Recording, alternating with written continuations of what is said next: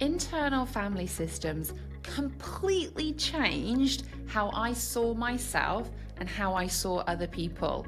It really helped me start to lift the shame about some of my own past behaviors and also see and really understand why other people show up in the manner that they do. Internal family systems is an evidence-based parts therapy, and this is exactly what I'm going to be talking about in this episode. And I really urge you to listen, because IFS changed my life, and I think when you hear what I have to say, it could actually change yours too. Welcome everybody to Trauma and Narcissism Redefined. As always, I'm Caroline, and I can't wait to be sharing nuggets, inspiration, hope, education to really help you on your own journey of healing. Whether that be for like myself, narcissistic abuse, that was the catalyst for my own healing journey, or indeed anything else. It's so important for me to help and support you with a friendly listening podcast that you can not only listen to on all of the relevant podcast platforms, but you can actually watch me on YouTube right now. Although I would say if you are watching me on YouTube, my hair does need a little bit of a wash, and I've just had a Reformer Pilates session, so I might have a little bit of a Pilates glow going on. But I love Reformer Pilates, and I've just found somewhere locally to me where I'm going to start doing it again. And if you're watching on YouTube, I've got one of my t-shirts that will be coming very soon. Heal yourself, heal the next generation. That's exactly what it says. To keep your eyes peeled.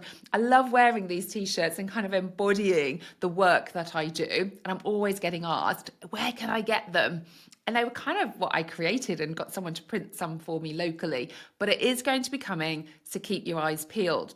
Final bit of news before I go into this podcast is, you'll never guess where I was yesterday. I'm so excited to share this with you.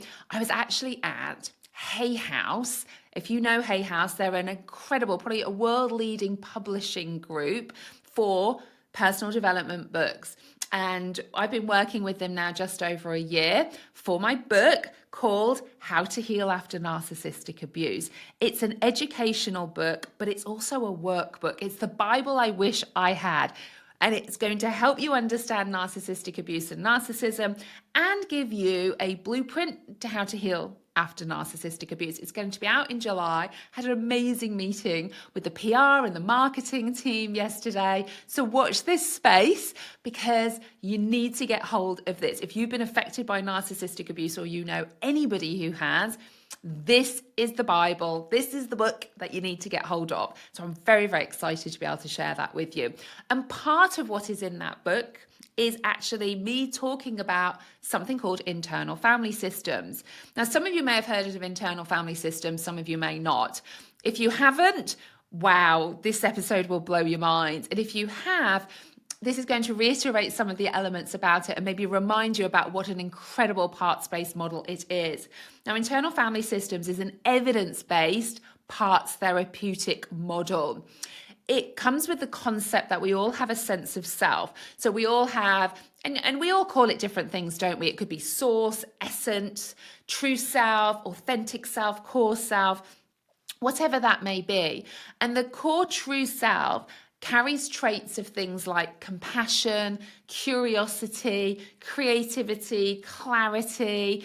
And there are 8 C's that if you are coming from a place of all of these, then it means you're coming from a place of your true self, the essence of who you are. And just like if you had a cloudy day, so the clouds are there and it's raining, it doesn't mean the sun isn't behind the clouds. And that's really how the self operates. Just because we might be showing up in certain types of behaviors doesn't mean beyond all of that we still don't have a self. So the self can never be broken. The self is always there. But it does mean very often we're not living our life as ourself in what we call self-leadership with self-energy. So why don't we live our life then in self-energy? Well, I'm going to come to that in a moment, because I just really want to give you what brought me to internal family systems myself. So many of you know the work that I do is very much around the nervous system. You know, I was trying to think my way out of trauma, trying to think my way out of the experience of narcissistic abuse. And whilst in the moment when I was having one-to-one work with certain people, I had counselling at my local doctor's surgery. I had a psychotherapist that I worked with, and then actually I had a marriage guidance counsellor that worked with both of us and then me separately. But he actually had a background in psychotherapy too.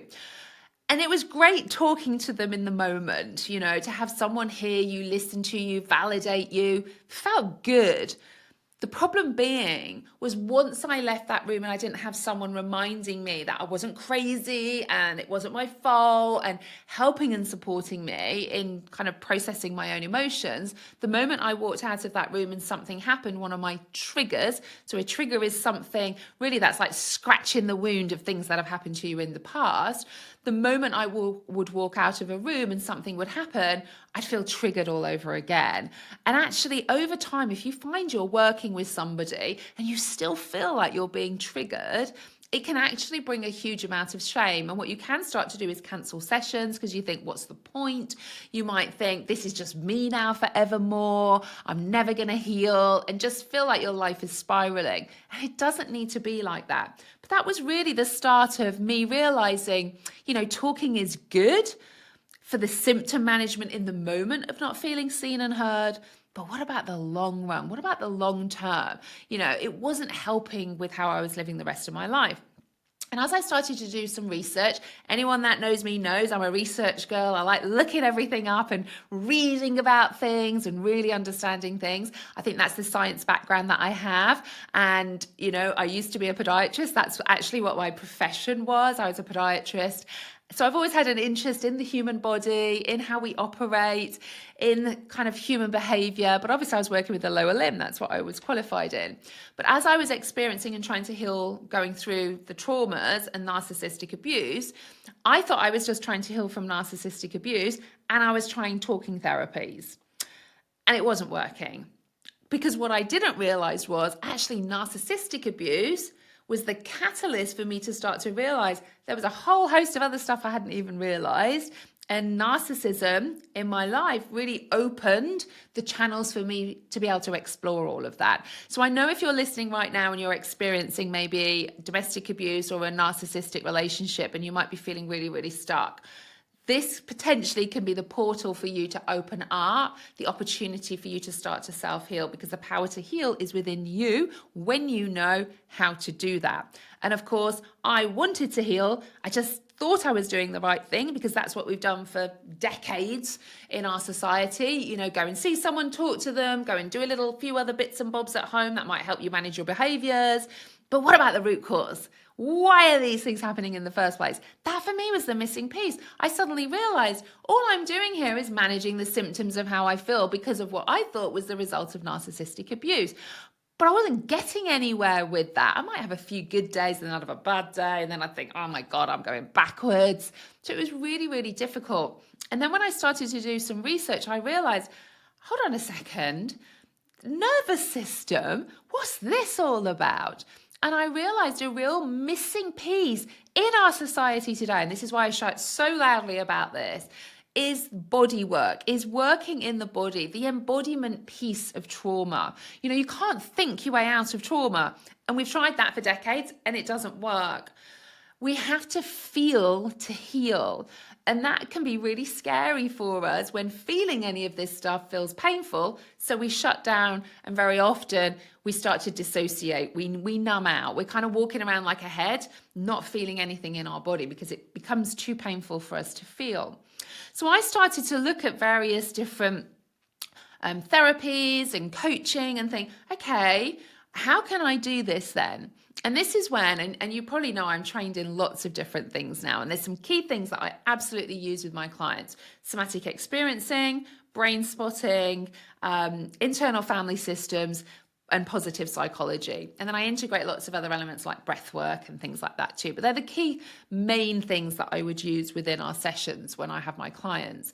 Now, internal family systems, when I found that, I realized my language even was things like, oh, a part of me just thinks, why did that happen to me? And my language, I was actually already using elements of parts language. Think about it. Someone invites you to a party. Now, if you're of a certain age like I am, as a 50-year-old woman, when someone invites you out and it's going to be a late evening, there's a part of you that really, really wants to go. But there's also another part of you that just wants to stay home in your pajamas. And that's parts work. We all have these sub-personalities and parts within us, and we know that from science. We know that that's to be true. It's not woo-woo. We know it to be true from an evidence-based perspective. Now, there are many other parts-based models out there, but IFS just really, really struck me as something that I could totally understand. And one of the key things that drew me to IFS was the fact that it was really the initial elements of research, because it's evidence-based, was around rheumatoid arthritis. Now, I don't have rheumatoid arthritis, which is an autoimmune disorder, but my mum did. My mum had really severe rheumatoid arthritis. She got it in her early 30s. And I can never remember a time, because she had me when she was 36, I can never remember a time with my mother where she wasn't in pain or she didn't really take a nap every single afternoon. I don't remember a time when I felt like she was vibrant and full of life. I always felt there was pain behind her eyes, because she was suffering with rheumatoid arthritis. And even as an adult, sadly, she passed away in 2009 at 67. And even as an adult, when I was an adult too, watching her be in pain was so, so difficult. Seeing your loved ones in pain, it's awful to witness, isn't it? And rheumatoid arthritis isn't a life-threatening condition. That she didn't die of that. She had an abdominal aortic aneurysm. But she was just, turning a tap on was difficult. Holding knives and forks was difficult. And it was really, really painful to see. And I always felt like my mum had lived a lesser life because of her rheumatoid arthritis. And, that is true to some extent, because she was in pain. Her grandchildren, all of that. She had joy in her life, absolutely. But there was always constant pain. Now, when I found IFS and I started to look at the research of IFS, because I like evidence-based things, I realized that they had this study on rheumatoid arthritis. And what they'd looked at with rheumatoid arthritis was looking at the arthritis as a part. So yes, we know it's a diagnosed condition that people can have because it's an autoimmune disorder, but it was actually looking at rheumatoid arthritis as a part of them. Now, in IFS, like I mentioned earlier, we all have that self, we all have that sense of self, the core self that we all have.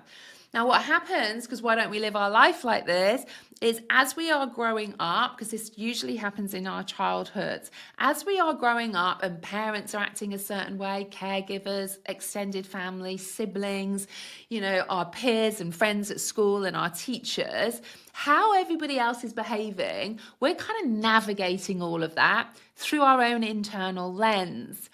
And what happens is when someone says or does something, as children, we always see it as a reflection of ourselves. So if you don't get picked for a school team, I'm not good enough. If your parents get a divorce, I'm not lovable enough for them to stay together. If there's neglect or abuse, I'm not good enough. So whatever is happening negatively in your lives as children, we always reflect it back to ourselves. It's happening because of me, as a reflection of me. And of course, that's not a nice place for a child to be sitting and feeling. And this creates what we call in internal family systems an exile, really a core emotional wound, what we might call an inner child wound. And that can be things like, I'm not good enough, I'm worthless, I'm unlovable, I'm not important, I don't matter. And those exiles carry these burdens of things like, I need to be perfect to feel loved. So they will carry these burdens of things that they feel like they have to do, and the pain of the belief about themselves. Now, we call them exiles in internal family systems because that pain that you feel as that child, we want to banish it away. We want to send it away, exile it out of our system. Don't want to feel like that. So we're kind of banishing that exile, wounded younger part of us away from our system to feel. And to protect our system from not feeling the pain of that exile, what we have are protector parts that will come up. Now, these protector parts can be things like People pleasing, perfectionism, high achieving, they were my protector parts as a child.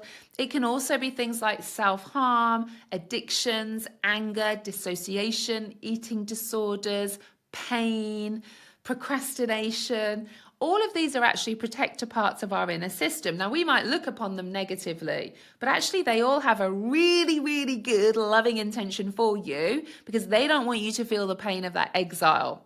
And in internal family systems, we actually even split those protector parts into two. So we have manager parts, which tend to do the daily activity of trying to make sure you don't feel that pain. So they would be things like perfectionism, people pleasing, procrastination, all of those daily behaviors that very often we're showing up as, because if we do all of that, then likely, hopefully, we're not going to feel the pain of that exile. However, on occasions, the managers, it's not enough in our system. So the firefighters have to start to step in. So the firefighter parts tend to be things like addictions, tend to be things like anger, dissociation, emotional eating, overspending, pain, because if we're in those protector parts and blended, well, we're not thinking about the pain of that exiled wound. So those protector parts, whether it be manager or firefighters, and we all have them, we will all absolutely have them. And when I work with my clients, we map out the parts of their system against their nervous system too. Because protector parts aren't showing up if they're protecting who you are today.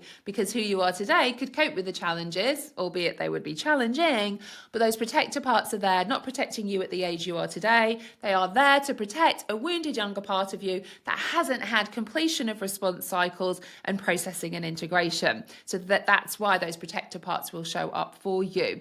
And many of us will have lots of those that we might feel shame about. We might think we don't want them there. But I'd invite you to separate those parts from you and to look at them through a different lens with compassion and curiosity. Why are they there? Trying to show up and distract me from something that happened many, many years ago when I could cope as the adult I am today.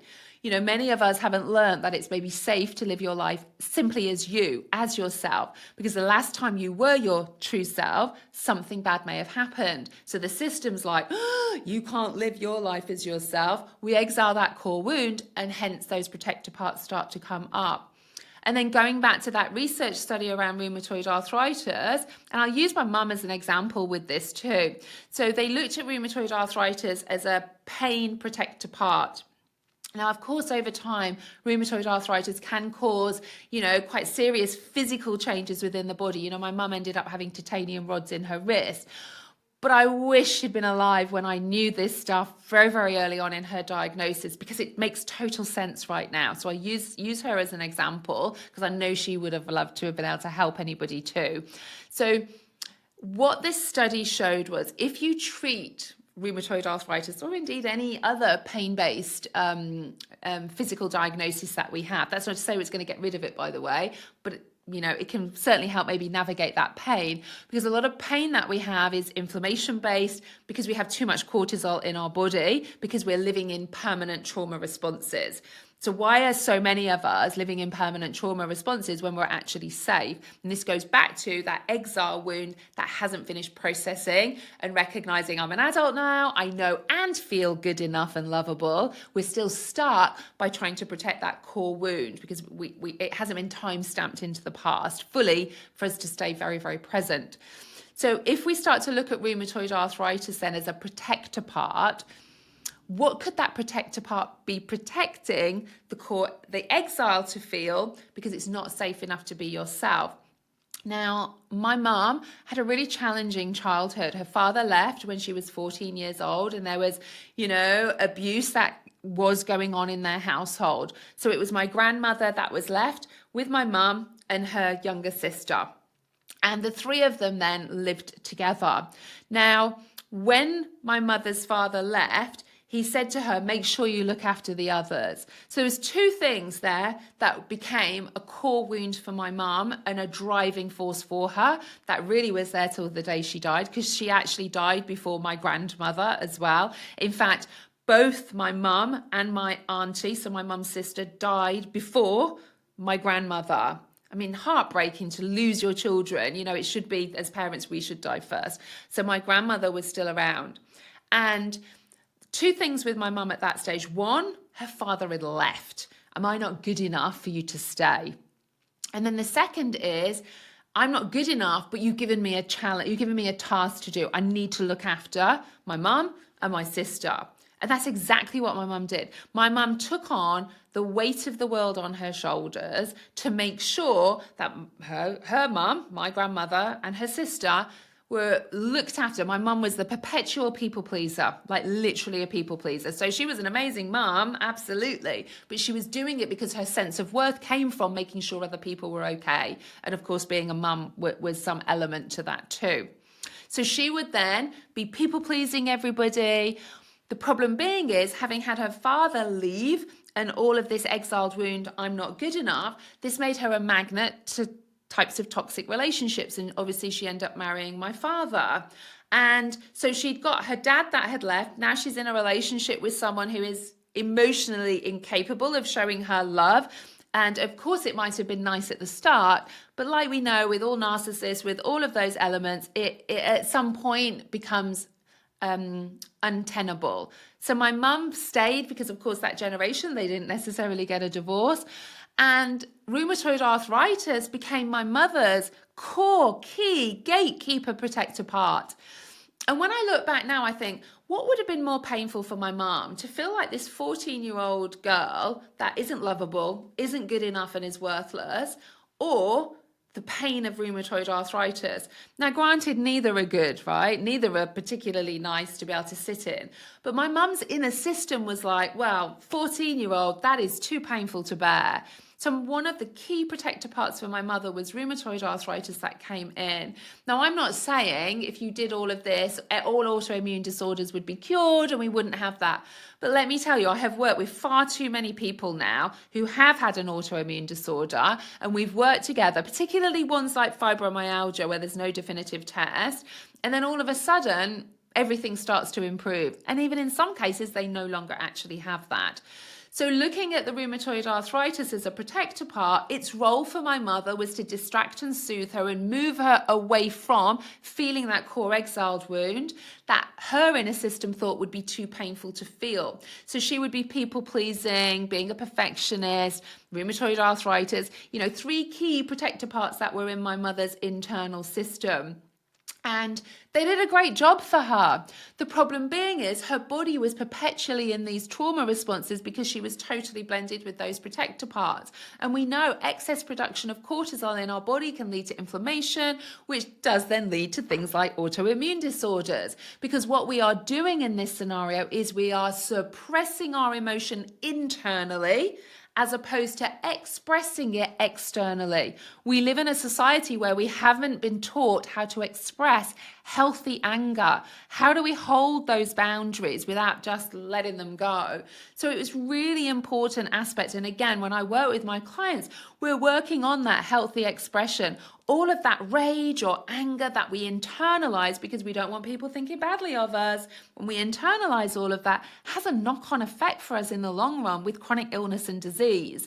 Over 80% at least of chronic illness and disease is really caused by us living in these perpetual trauma responses, coming from exiles that are stuck in our past, and these protector parts are showing up for us. Now, we may not know that with anybody because people are still functioning and getting on with their lives, but actually they're pumping this cortisol out, they're burnt out, they are tired, they're exhausted, they're not living the lives that they want to live, but they don't know how to do anything. Then they go and talk to someone and feel good in the moment, but then they come out and the parts are still there because the wound is still there, the exile is still there.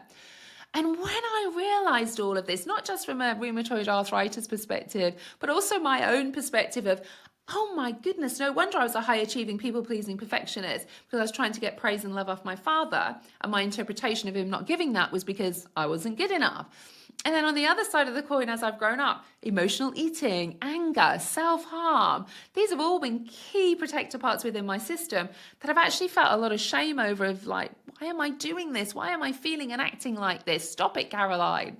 But it was my system doing the best job it could to move me away from one of my core exiles, which was a 7-year-old little girl not feeling good enough, feeling unloved. I'd got a lot of love from my mother because she was codependent, but not from my father. And I didn't realize that was just because he was incapable. Again, as that child, I thought, it's me. there's something wrong with me. I must do more, be more, because then he will love me and show me praise. Then he will show me that I'm worthy. So I lived a life of trying to get external approval all of the time because that would soothe my inner system. And that would be things like people pleasing, perfectionism, high achieving. Because of course everyone would say nice things about me then, and that my core wound would be like, okay, it's all good. It's all good. It's not triggering the feelings of worthlessness then. So IFS for me, when I realized all of this, was a game changer. And I've been blessed enough to do all 3 levels in IFS. And also I have another training coming up in the summer around working with children and adolescents using parts work, because it changed my life. And I know that sounds really corny, doesn't it? It changed my life, but it really did. Not only because I could see myself very differently. I know when I'm coming from self-leadership and self-energy. I know if I can feel the protector part wanting to come in and shove me out of the driving seat and take over to protect me. And on the whole, I can kind of let them know, thank you, but I got this, I'm good. Sometimes it does, and I end up eating something still, but I don't get cross at myself. I just get curious. Okay, in that moment, why did that part feel like it needed to come in at that particular time too? So I can really start to understand my whole inner system in the sense of it, whether it's parts or self-leadership, or there's an exile starting to hurt, and that's why I'm showing up in certain responses and behaviors as these protector parts. But it also really helped me see other people too. I can tell if someone is in self-energy, in self-leadership. I can tell if someone is blended with a part of them and there's a core wound somewhere. So I'm not looking at people thinking, oh my God, what's wrong with you? Why are you showing up like that? I'm curious, coming from my own self, thinking, what happened to you for you to be so blended with a protector part right now, projecting outwardly? And that's the difference. So I see people differently. I don't see other people's behavior as a reflection of me. That doesn't mean it doesn't hurt sometimes if people say stuff. I'm a human being at the end of the day. But it means I really, really understand, and I'm able to stay present with just, some of my feelings with that of hurt, but I'm not in a trauma response with that. I'm not blended with a part reacting or getting defensive and projecting that outwardly, because it's then triggered an exile within my system. And if it does, I get curious about that. So IFS for me not only changed how I saw myself, it changed how I saw other people. We all have that self. We all have that self-energy. It's always there. It's never broken. And when we have core wounds that happen within our childhood, it creates that exile that we don't want to feel. We want to banish from our system to not feel that. And those protector parts, the managers and firefighters, are going to work really, really hard on a daily basis to try and soothe you, distract you, move you away from any thought of potential of feeling that pain for you. And they'll keep showing up all of the time. Remember, we don't want to get rid of those parts either, because that's what people try and do. I don't want to behave like this, and they try and push everything away. You do that, they'll come back louder. Think of it like we need the parts to still stay in our system because they have a role, but we want to change the actual role that they are doing because it could be more destructive. But for them to change the role within your system, so if you have those protector parts, they won't change the role in your system unless they feel it's safe to do so. So if you still have that core exile, they're not going to change that role. That's why you have to get them on side so that they can allow you to go in and work with the exile, to have that completion of that survival response cycle in the moment of whatever their interpretation was, where things got stuck in the system and it wasn't time stamped into the past. It's incredible, IFS. I incorporate it into all of the work I do. In fact, even in my trauma-informed coaching and leadership certification and qualification, it's the only one in the world that's a qualification. Most others are accredited, which this one is too, but it's also a qualification. It's IFS informed. So we're integrating internal family systems with nervous system work, polyvagal theory. So we're really helping people understand. And this is also how I see the narcissist too. The narcissist is an individual who had a really deep core exile wound, and the protector parts that showed up for that individual were things like gaslighting, coercive control, manipulation, anger, because they are distracting, soothing away from that core individual's pain of the exile. The problem being with a narcissist is there are brain changes that start to happen when we see this on fMRIs. And when that happens, we can't actually access self to actually start to heal. It becomes a false sense of self with those protector parts because there's no ownership and responsibility at all. And that's what makes it different. So for me, I don't pathologize a narcissist from a narcissistic personality disorder using the DSM. I don't attest to that. I look at it through a trauma-informed and IFS lens of an individual who's deeply wounded. They have a core exile wound, and then their protector parts are things like coercive control, etc. The codependent, on the other hand, would have protector parts like people-pleasing, perfectionism, all the ones that I can certainly relate to as well. So I hope that was a kind of whistle-stop tour of internal family systems. If you want to learn more about IFS and the work that I do, either on a one-to-one basis, on group basis, workshops that I do, and also my coaching certifications as well. So I have a narcissistic trauma-informed coaching certification and a somatic trauma-informed coaching and leadership certification and qualification. So if you want to learn more about those, then you can by all means check out the show notes, and there's some details in there for you too. Or simply drop me an email, hello@carolinestrawson.com, and we can send you any details that you would want to know, because this needs to be out there, and integrating it into nervous system work, for me, it is life-changing, genuinely. I'm able to have such a better capacity with my nervous system and really understand, that part of me. And, I see it in my children, in my other half. I can see it in everybody. And I sometimes have to stop myself from using so much parts language all the time in everyday conversation. But ultimately, I just think it's such a beautiful, beautiful parts model, and I absolutely love it. As you can probably tell, changed my life genuinely for so many different reasons. It made sense, and it's a working model for you to still continue to live your life too. So I hope that was enjoyable, giving you loads and loads of education to maybe just start to think about, and maybe send me a message on Instagram. What are your protector parts? Because maybe I'll do a series of reels or TikToks on certain types of protector parts too. So drop me on Instagram, go and DM me, what are your protector parts? And I'll start making a list, and I'll see what reels and TikToks I can do around those too, about how you can work with those parts to calm them down in your inner system so you can reach your potential, your happiness levels, your success levels, whatever it is that you want to do, and continue on your healing journey. So take care, everybody. Lots of love to you all, and I'll see you on the next episode of Trauma and Narcissism Redefined.